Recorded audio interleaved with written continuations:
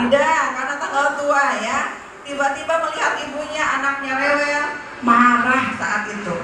Terlihat oleh anaknya ada inkonsisten, tidak konsisten. Kata ibunya tidak boleh berteriak, tidak boleh marah, tapi yang didengar dan dilihat adalah terbalik dari apa yang disampaikan. Di situ anak bingung, ya.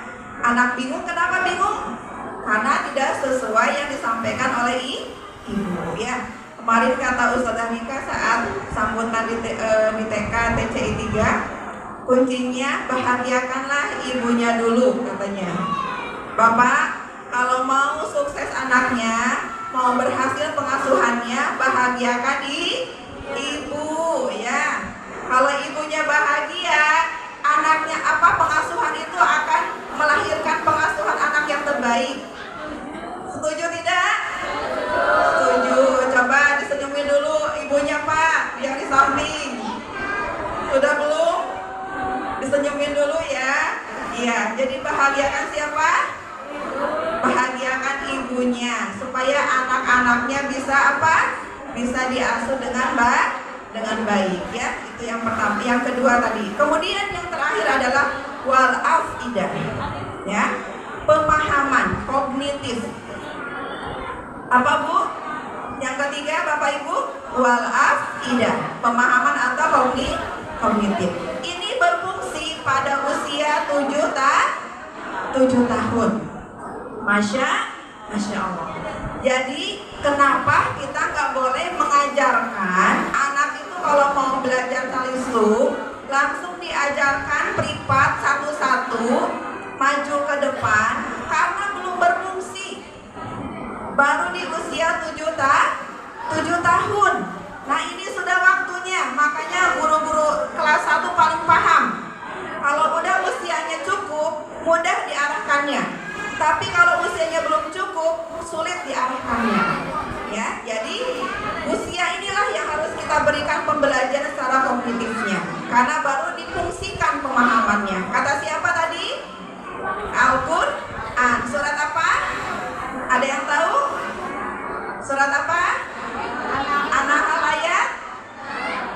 ayat berapa? Ada yang menyimak?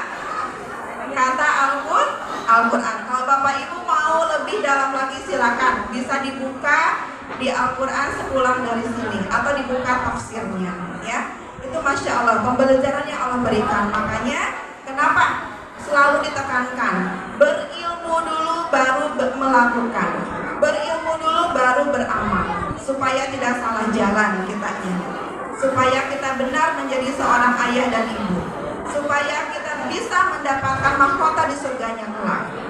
Itu yang harus kita lakukan adalah selalu menambah ilmu kita sebagai orang tua yang terbaik di mata Allah Subhanahu wa taala. Amin ya rabbal alamin. Kemudian berikutnya adalah kenapa Ananda di TK ini boleh diajarkan calistung, tidak apa-apa, tapi dengan cara bermain. Tidak diajak serius belajarnya seperti anak SD. Jadi pencapaiannya sesuai perkembangan Ananda saja, tidak dipaksakan ya. Ini tujuan kami di TKI Darul Ilmi. Kenapa kegiatannya tidak terlalu menekan kepada pembelajaran calistung? Karena yang harus kita tekankan terlebih dahulu adalah apa?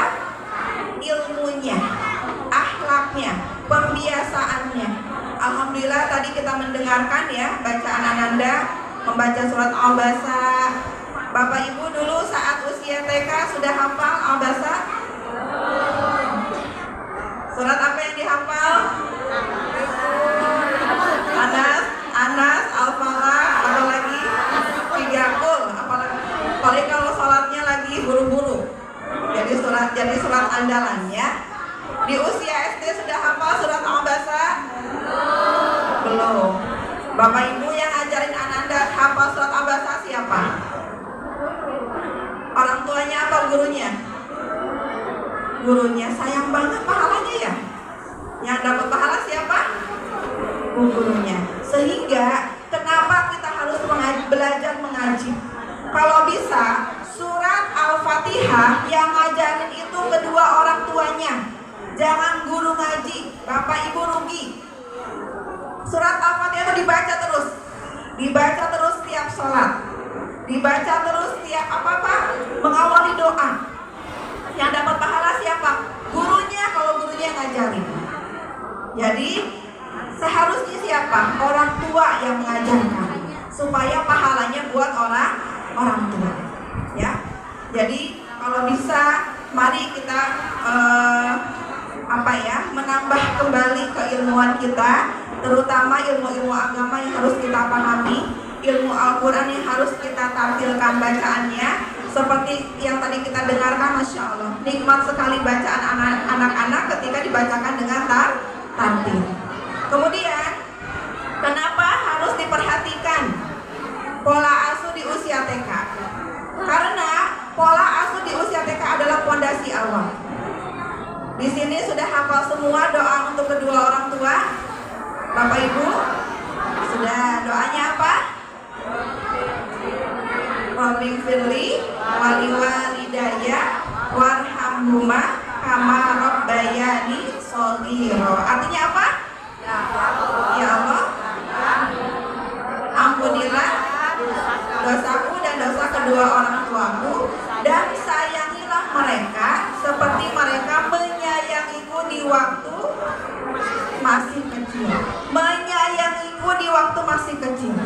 Jadi jangan salahkan anak, bapak dan ibu ketika sudah dewasa tidak sayang kepada orang tuanya. Jangan salahkan anak kita ketika sudah dewasa, anak kita nggak mau dekat sama orang tuanya. Kenapa? Di doa tadi sudah dikasih clue. Kalau usia dini itu harus pengasuhannya dipenuhi dengan kasih sayang. Ketika anak kita tidak peka kepada kedua orang tuanya, bisa jadi saat kecil jarang dielus sama bapaknya, saat kecil jarang dipeluk sama kedua orang tuanya. Siapa yang hari ini sudah meluk anandanya sebelum berangkat? Ada? Kedua orang tua di sini, siapa yang sudah meluk anandanya sebelum berangkat? Bu guru nggak usah angkat tangan.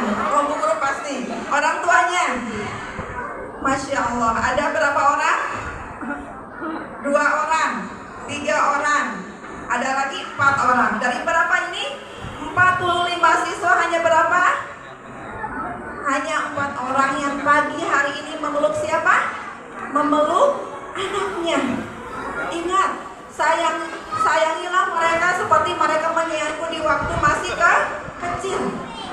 Kalau anak kita durhaka di usia dewasa, anak kita nggak ingat kepada kedua orang tuanya, berarti ada salah pengasuhan kita di waktu usia masih kecil kepada anak-anak.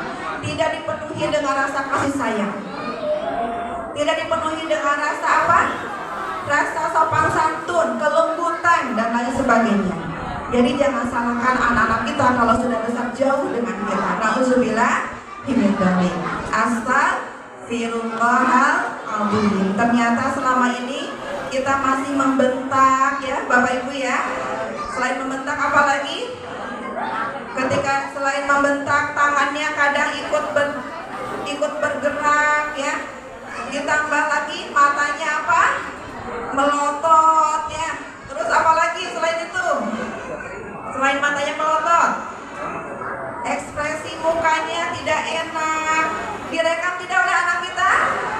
Direkam ya. Itu semua direkam. Jadi anak kita ini adalah mini size dari seorang ibu dan kedua orang tuanya ya. Mudah-mudahan anak-anak kita menjadi anak yang hebat, sehingga bisa menjadi anak yang terbaik di mata Allah Subhanahu wa Ta'ala. Sekian dari saya, mohon maaf apabila ada kata-kata kurang berkenan. Semoga Allah berikan kesehatan, kelancaran di perpisahan wisuda kelas TKB ini. Saya mohon maaf kepada seluruh orang tua TKB. Pastinya masih banyak kekurangan yang belum kami lakukan ya, ataupun kekurangan yang kami lakukan, kesalahan yang kami lakukan dari perkataan, ucapan, mohon dimaafkan. Dimaafkan tidak Bapak Ibu? Alhamdulillah, terima kasih. Mohon maaf yang sebesar-besarnya apabila kata-kata saya yang disampaikan ada kata-kata yang kurang berkenan. Sekian. Assalamualaikum warahmatullahi wabarakatuh. Waalaikumsalam warahmatullahi wabarakatuh.